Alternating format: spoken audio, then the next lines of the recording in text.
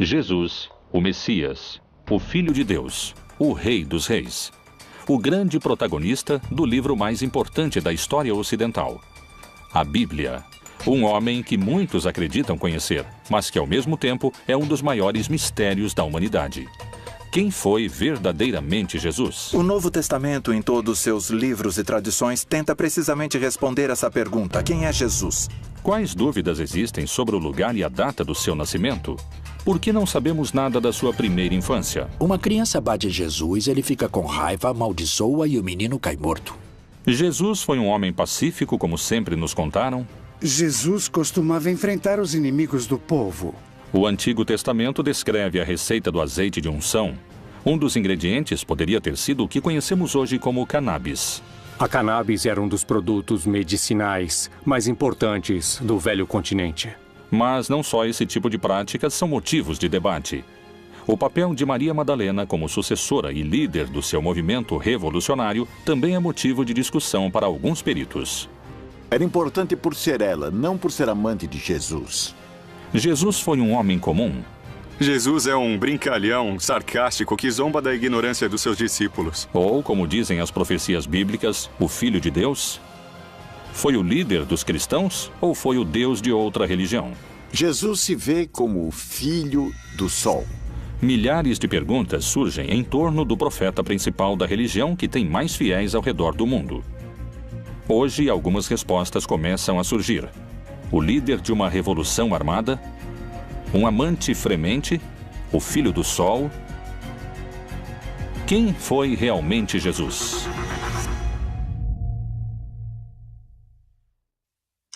Belém, Palestina.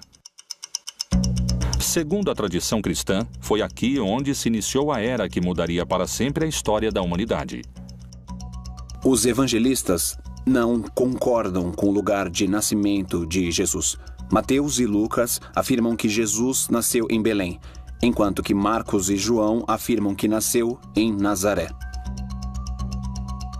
A Virgem Maria é uma mulher da Galileia. A região de Israel está dividida em 3 regiões: o sul, Judeia, o centro, Samaria e o norte, Galileia. Aqueles são galileus. Nazaré é uma aldeia da Galileia. Então, um bom judeu tem que ser da Judeia e não da Galileia. Esses últimos seriam da periferia. Como descendente de Davi, o Messias devia nascer na zona davínica, por assim dizer, em Judá, em Belém. Como chega a Nazaré vindo de Belém, é também parte dos relatos que devem ser construídos. Lucas, que é quem faz o trabalho historiográfico mais importante, usa como dado de referência histórica um censo de Augusto César, e é na época de Herodes o Grande, em Jerusalém. Então, por motivo do censo, José vai a seu lugar de nascimento para o censo. Alguns dos historiadores não encontram o censo de Augusto naquela época. Eles encontram um censo de Herodes Antipas de 10 anos depois. É um censo local, não é um censo imperial. E os censos locais não se faziam no lugar de nascimento e sim no lugar onde a pessoa vivia. Por isso, alguns dizem que o censo não coincide historicamente. Isso tem a ver com que, na verdade, Jesus não pôde ter nascido em Belém por questões de cronologia histórica, e sim ter nascido em Nazaré. Os 4 evangelhos que formam a Bíblia falam sobre a opressão do domínio do Império Romano sob a qual o povo de Jesus vivia. Porém, não concordam com o lugar concreto do nascimento de Jesus. Essas divisões começam nas Escrituras. Jesus nasceu na aldeia de Belém, Bethlehem, em hebraico, derivado de Bet, casa, e Lehem, pão.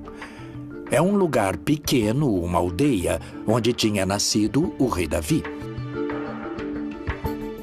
A história no Evangelho de Mateus e no Evangelho de Lucas diz que quando Maria engravidou, ela morava em Nazaré.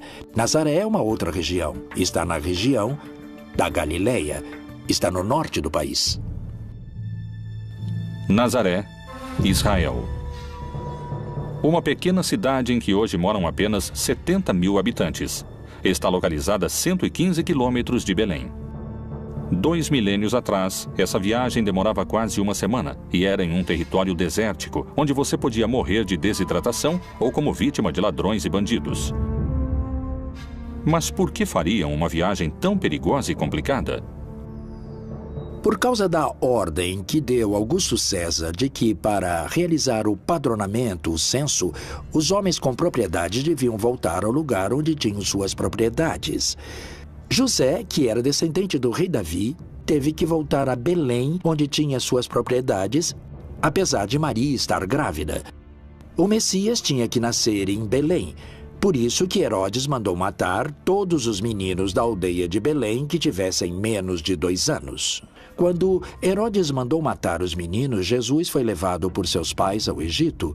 Mas quando Herodes morreu e José ficou sabendo, voltaram à Palestina para morar lá novamente. Mas não quis voltar a Belém, porque Aquelau, o filho de Herodes, era o governante e tinha medo de que continuassem procurando o menino. Ele preferiu voltar àquela cidade onde já tinha morado há alguns anos, onde conheceu Maria, a cidade de Nazaré.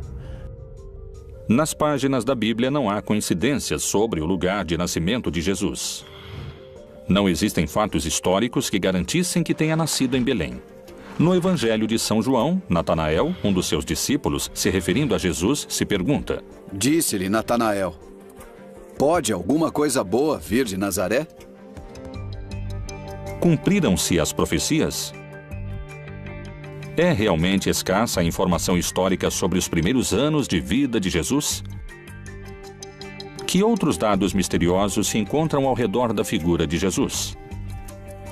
Como esteve formada sua família? Jesus pôde ter tido irmãos? A igreja assegura que Maria era virgem.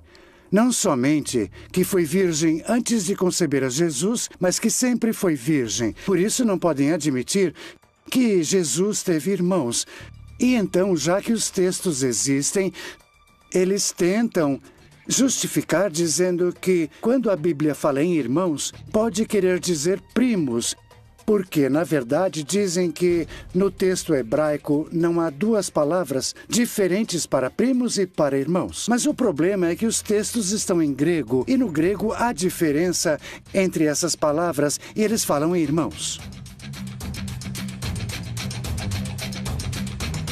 Não conhecemos suas irmãs, e falam de Maria, Susana e dos seus irmãos. Falam de Tiago e Judas.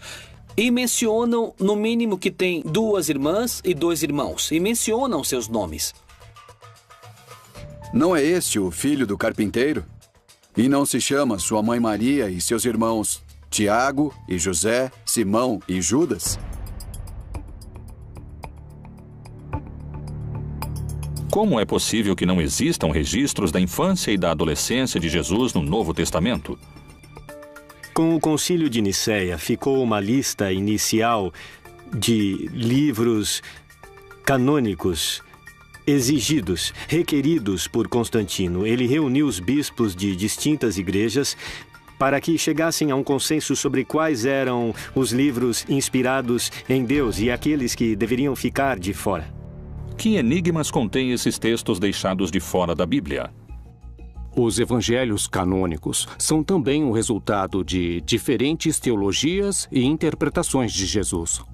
Todos, em última instância, são diferentes tentativas de entender essa fé em Jesus, a qual, desde o começo, parece ter gerado polêmica entre os seus seguidores. Por isso, os evangelhos, tanto os canônicos quanto os apócrifos, refletem diferentes interpretações dessa mensagem original e histórica de Jesus. Os relatos dos evangelhos gnósticos tentam preencher as lacunas das coisas que não se falam nos evangelhos do primeiro século. E já que os evangelhos do primeiro século falam apenas de um rascunho da vida de Jesus entre seus 12 e 30 anos, eles vão se centrar em alguns relatórios da infância de Jesus, mas sempre apresentando um menino cheio de sabedoria de gnoses, ou seja, sabedoria infusa. Existe outro texto que não é dos evangelhos gnósticos. Este é um antigo texto lendário que fala sobre a infância de Jesus e sugere que ele, Jesus, não sabia como usar seus poderes, o que é quase cômico. É como uma criança arteira que não sabe o que fazer com isso. Jesus é um homem de paz, mas não deve se confundir com o sentimento pacifista que entendemos nos nossos dias, porque vemos muitas vezes a Jesus com um temperamento forte, inclusive fazendo coisas que nos pareceriam violentas. Um menino que corria, esbarra e bate Jesus por detrás. Jesus fica com raiva, amaldiçoa e o menino cai morto. Então, até Maria não suplicar a Jesus que ressuscite o menino, o assunto não se resolve. A imagem de Jesus maltratando seus semelhantes seria inadmissível para o cristianismo. Poderiam ter escondido essa versão? É possível que essa tenha sido uma característica do verdadeiro Jesus? O jeito de Cristo de ser pacífico é o ensinamento de levar as decisões da pessoa ao nível mais profundo da consciência, a agir desde o interior, desde dentro. O ensinamento de Jesus sobre oferecer uma face quando te baterem na outra se transforma no ensinamento mais geral sobre não exercer violência contra aquele que te persegue. Não significa deixar o violento continuar na violência. Significa permitir que a vítima, ela mesma, se torne violenta a partir da violência padecida. E se o verdadeiro Jesus não oferecia outra face, como asseguram? O Império Romano tinha submetido a Palestina com muita restrição. Como todo império que põe restrições às suas colônias, por exemplo. O campo estava devastado. Esse era o contexto. Um país dominado por Roma. E muitos esperavam um Messias guerreiro que fosse libertá-los do Império Romano. De fato, Jesus era do norte da Galileia. A Galileia tem uma característica: tinha muitas guerrilhas de revolta contra o Império Romano. Foi Jesus o Filho de Deus ou um revolucionário armado insubordinado contra o poder do Império Romano? Quem foram seus mestres que o guiaram como líder da resistência, que seria contra a opressão do Império Romano?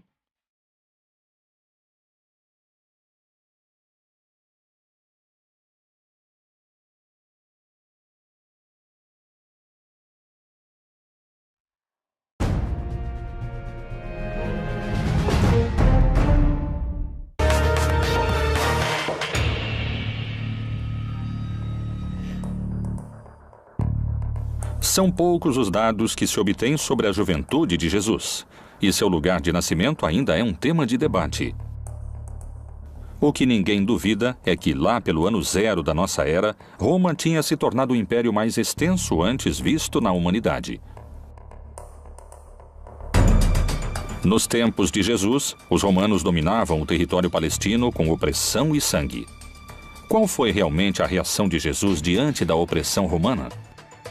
Quem foram seus mestres ou mentores?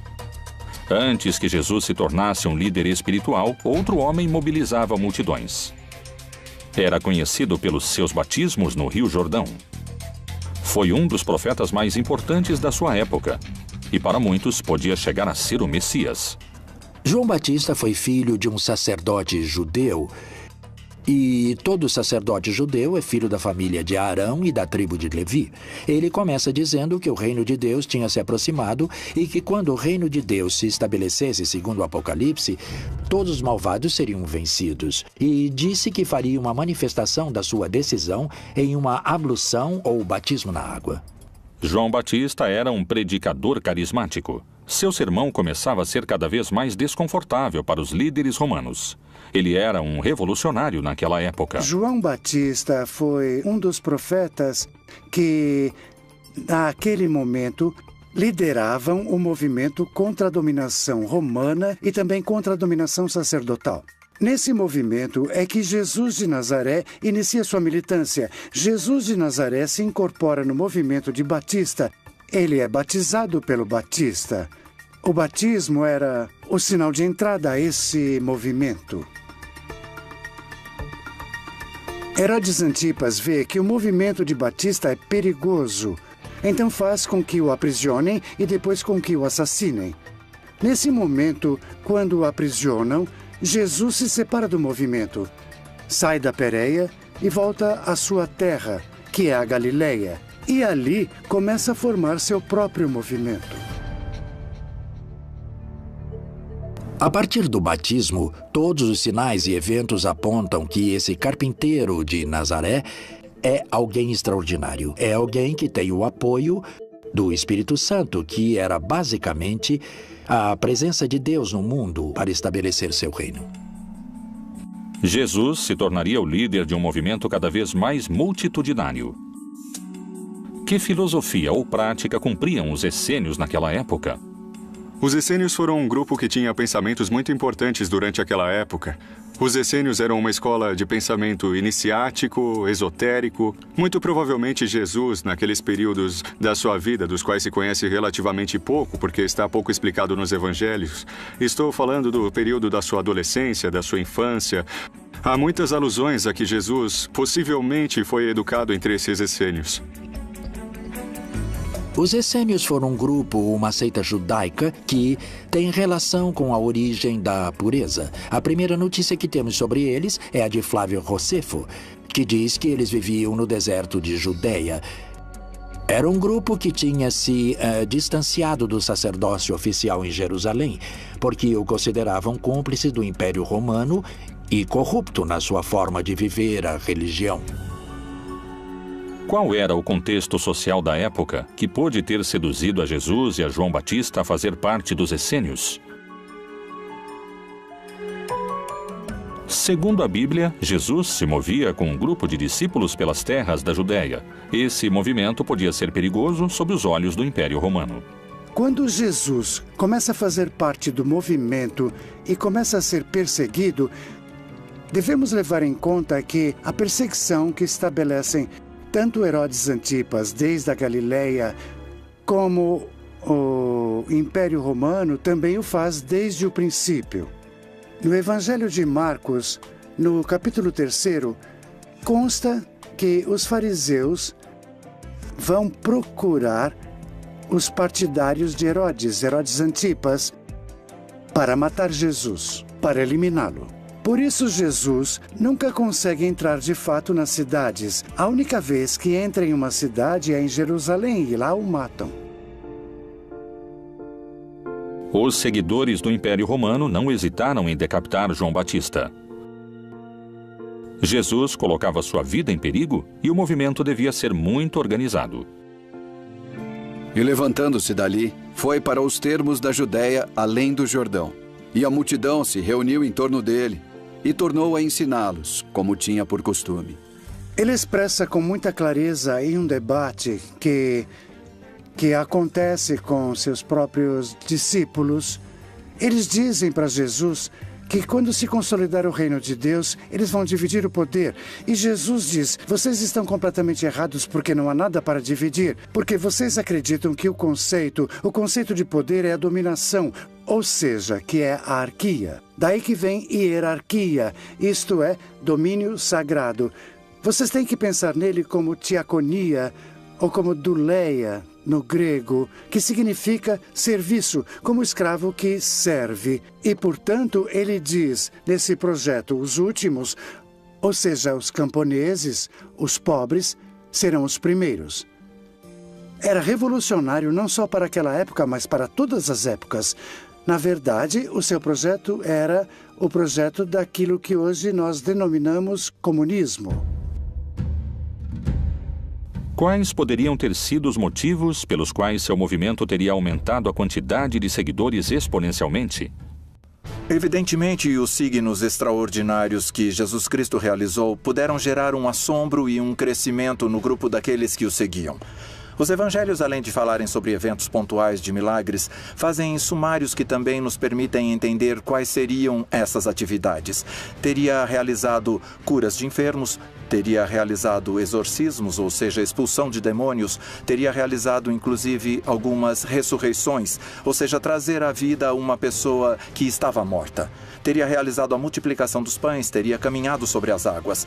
Portanto, uma série de sinais que nos demonstram que chegou o reino de Deus e que ele é uma pessoa autorizada, inclusive sobre as forças da natureza. Jesus percorria as terras da Judéia se protegendo dos romanos. Mas seu caminho tinha um destino claro. O mais perigoso de todos, onde o estavam esperando o poder judeu e os romanos, Jerusalém. A célebre entrada de Jesus em Jerusalém é uma revolta. Os camponeses iam cumprir um rito religioso e, portanto, iam cumprir esse rito entusiasmados. Mas, por outro lado, eles se encontravam no templo com seus dominadores, os sacerdotes, os quais tinham no templo as escrituras de suas propriedades que eles deveriam entregar.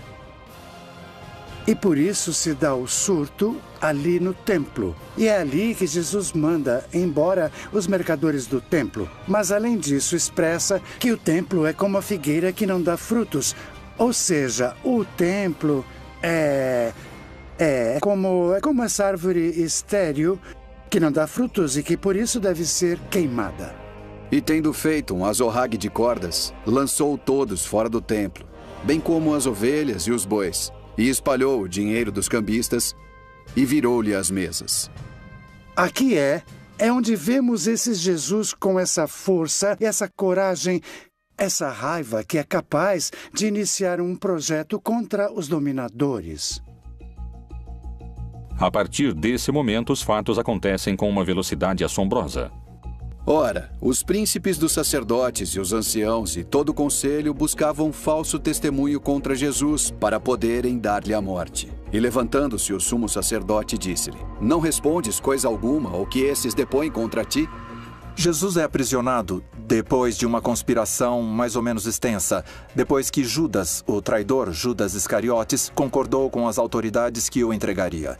Jesus teria celebrado a última ceia, teria jantado com seus discípulos, uma celebração em contexto pascual.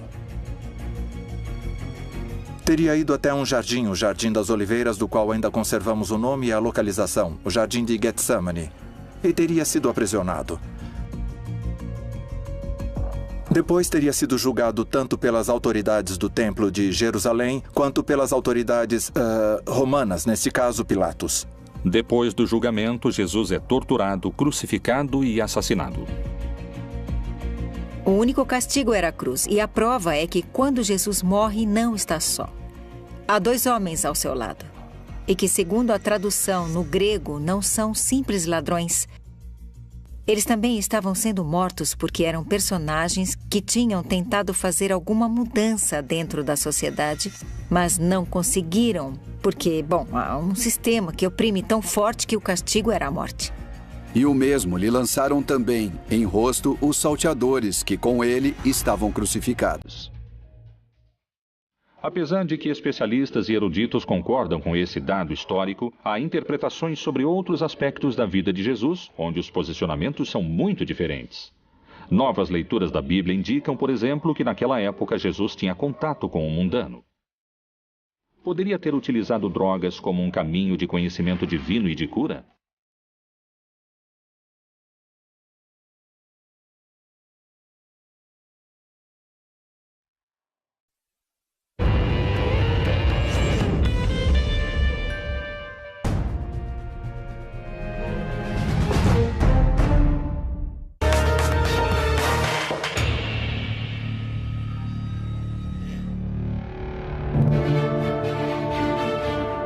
Segundo o que conta a tradição bíblica, durante seus anos, Jesus percorreu as terras da Judéia fazendo milagres. Para alguns teólogos e estudiosos bíblicos, Jesus tinha contato com o profano e terreno. E na vida comunitária, as drogas cumpriam um papel central. Poderia ter utilizado drogas como um caminho de conhecimento divino ou de cura? Possivelmente utilizou essas plantas. Jesus também utiliza plantas medicinais para suas curas. É bem possível. Em Mateus, pode-se ler que Jesus cura a sogra de Pedro. E chegada a tarde, trouxeram-lhe muitos endemoniados. E ele, com a sua palavra, expulsou dele os espíritos e curou todos os que estavam enfermos. Em todos os milagres de nosso Senhor Jesus, a cura aos cegos ou à morte ou aos mancos, inclusive se levantando da morte, como ele faz, todos esses milagres apontam sua identidade como Filho de Deus.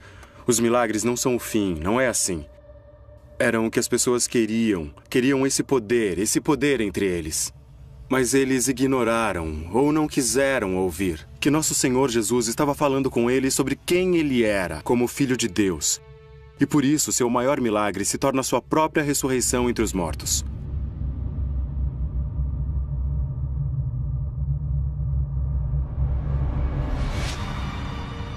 Por onde ele passasse a mão dele, a saúde se propagava. Jesus, o Messias. Foi capaz de realizar milagres ou estamos na presença de alucinações coletivas? Acredito que todos os grupos religiosos e místicos que desenvolveram diferentes práticas espirituais ao longo da história incorreram em práticas que favorecem a formação de estados de consciência pouco comuns ou também pouco raros. Como, por exemplo, a dança frenética que acontecia às vezes dentro de casas, e sabe-se que elas ficavam cheias de fumaça e que no meio de uma dança ou de um baile muito intenso geravam estados de êxtase.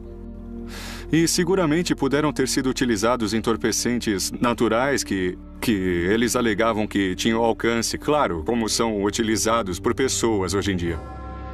No Evangelho de Marcos se faz referência ao caráter curativo do azeite de unção, com o qual os 12 apóstolos banhavam os doentes. E expulsavam muitos demônios, e ungiam muitos enfermos com óleo, e os curavam.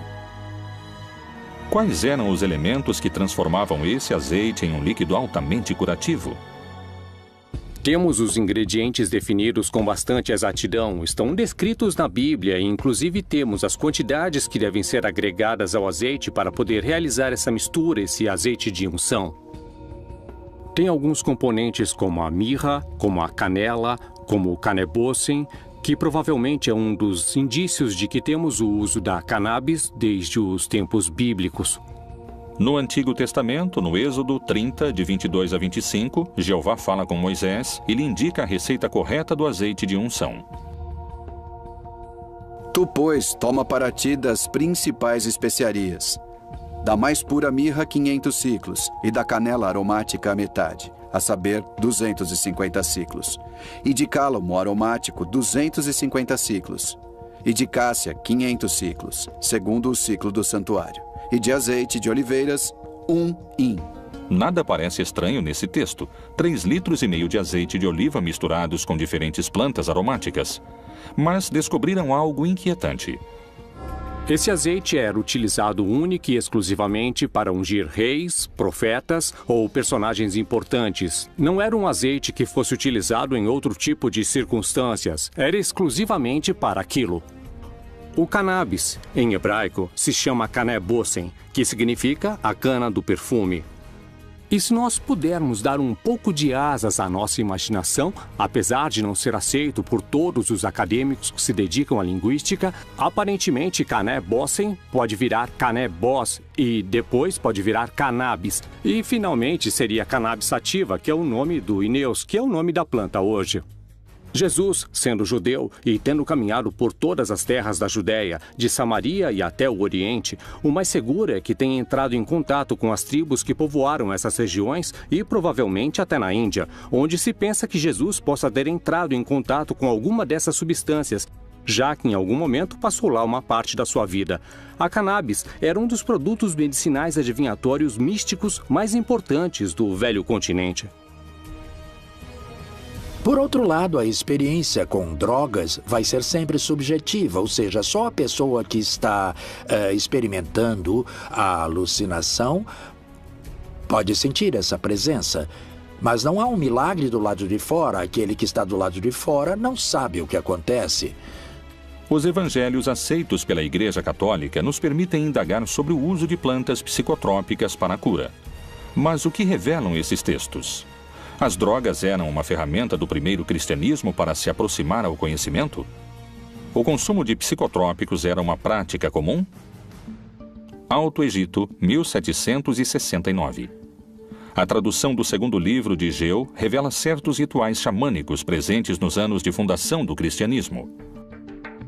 O Senhor providenciou um lugar para as oferendas, colocando um jarro de vinho para a direita e outro para a esquerda, e derramou algumas bagas e especiarias em torno dos recipientes. Ele, então, colocou uma certa planta em suas bocas, e também outra planta em suas mãos, e estendeu, em ordem, em torno do sacrifício da iniciação. Durante esses 2000 longos anos da igreja, o vinho que sempre foi utilizado era o vinho de uva, sem nenhuma outra mistura e nem de ervas aromáticas nem de álcool. Vinho puro de uva. Os textos gnósticos permitem compreender o uso das drogas a partir de um aspecto revelador. A imagem de um Jesus utilizando substâncias se afasta cada vez mais do Messias, do Cristo católico. Mas essa não é a única imagem distorcida que muitos especialistas induzem à figura de Jesus. Alguns asseguram que, a partir do enfoque político, existia um vínculo entre Jesus e Maria Madalena. Essa afirmação poderia mudar para sempre a construção que se fez historicamente da relação entre eles. Maria Madalena foi seu braço direito na cruzada revolucionária que o Messias levantava contra o Império Romano?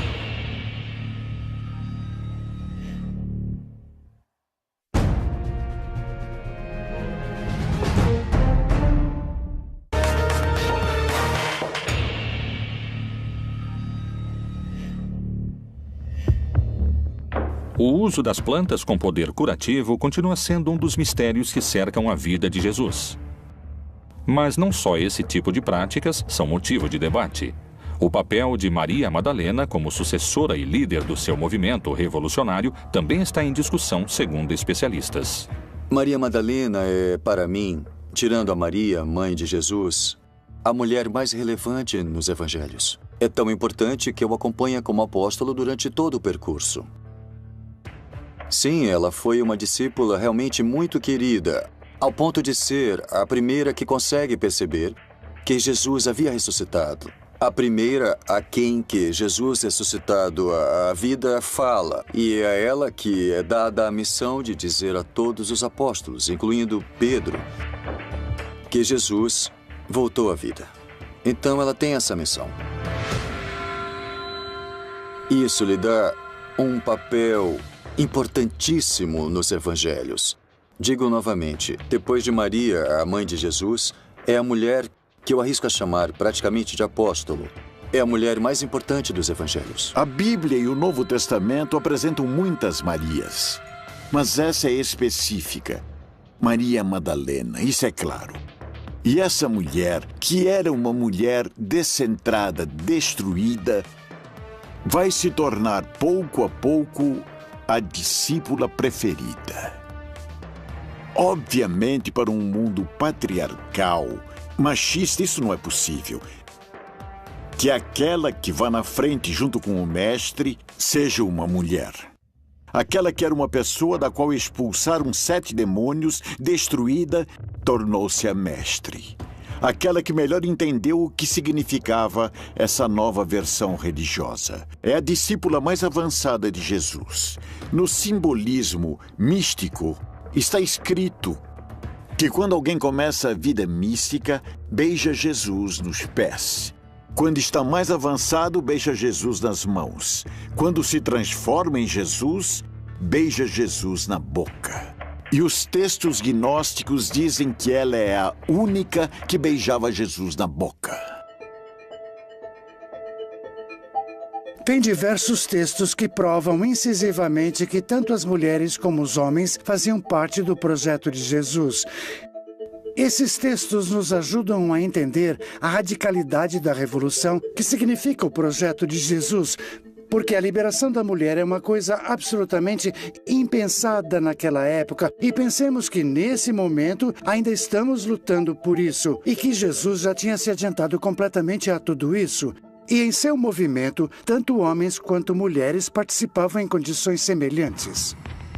Os livros gnósticos ajudam a formar uma opinião diferente daquela que pode se encontrar entre as páginas do livro sagrado. Akhmin, Egito, também conhecida como Panópolis. Durante o século IV e o século V, foi uma das capitais do cristianismo copto. Em janeiro de 1896, um grupo de arqueólogos trabalhava num antigo cemitério cristão. Surpreendentemente, descobriram um códice antigo, que continha uma série de papiros escritos em copto. O códice foi doado ao Museu de Berlim. Sobreviveu nos arquivos do Museu Alemão a 2 guerras mundiais. Teve que esperar até 1955 para ser traduzido. E então se fez público uma descoberta reveladora. O Códice de Armin continha 4 textos gnósticos. Um deles era o Evangelho de Maria Madalena. Faz pouco tempo encontrou-se o Evangelho de Maria Madalena, onde ela aparece muito como um líder entre os apóstolos. É ela que se reúne com os outros quando estão com medo de sair para pregar o Evangelho, porque temem morrer como Jesus morreu. E ela fica em pé e diz que tem coragem, porque o Senhor nos transformou, e então ela lhes prega a palavra de Jesus.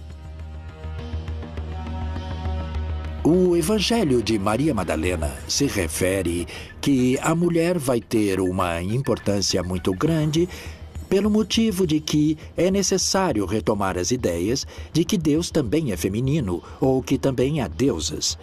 Isso é, aqui há uma influência gnóstica no que se refere à ideia de uma deidade feminina, planteada em muitas religiões. Daí é que Maria Madalena vai representar uma mulher iniciada na sabedoria. Só existem 3 códices que contêm o Evangelho de Maria Madalena, 2 no grego e 1 em língua copta. Nenhum está completo e só se recuperaram alguns fragmentos. Esses textos poderiam mencionar Maria Madalena como líder do movimento de Jesus?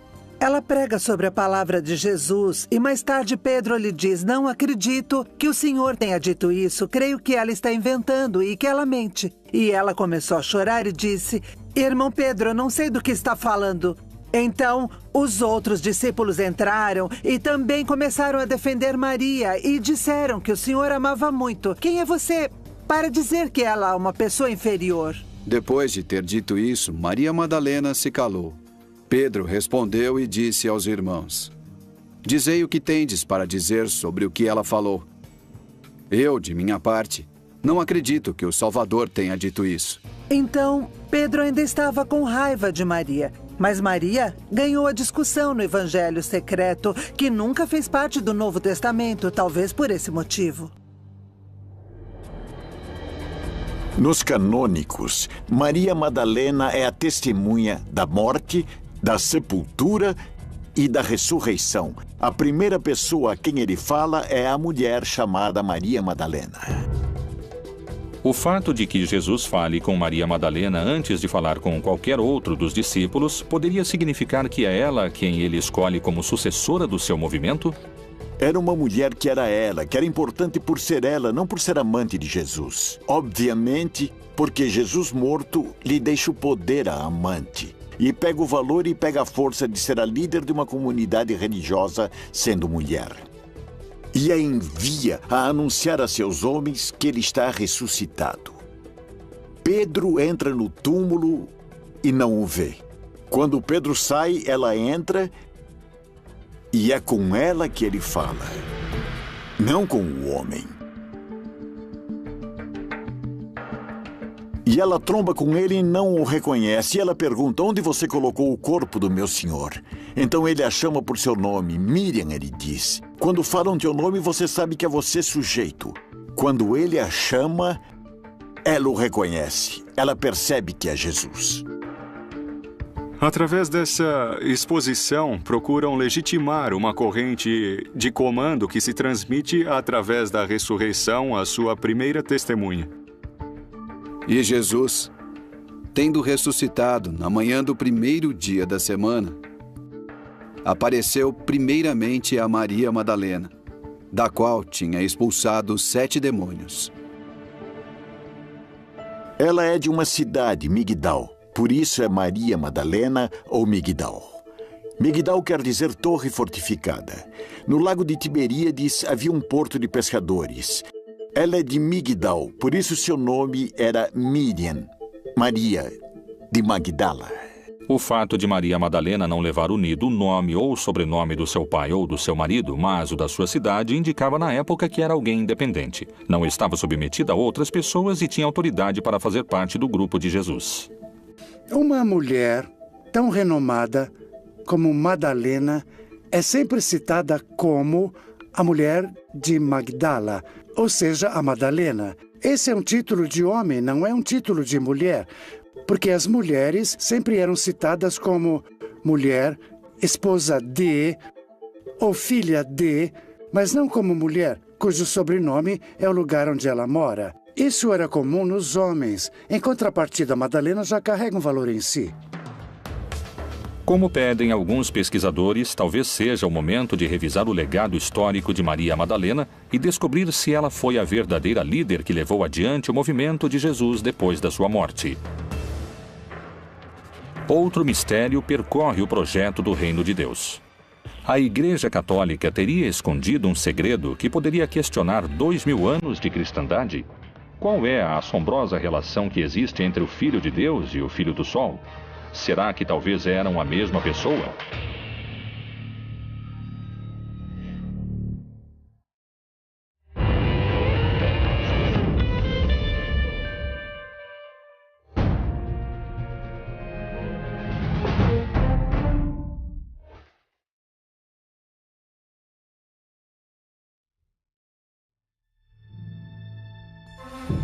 As questões sobre a origem do lugar de nascimento de Jesus, sobre se ele pertenceu ou não a um movimento revolucionário, o uso de drogas com poder curativo e o legado político de Maria Madalena seguiram sendo um mistério de debate.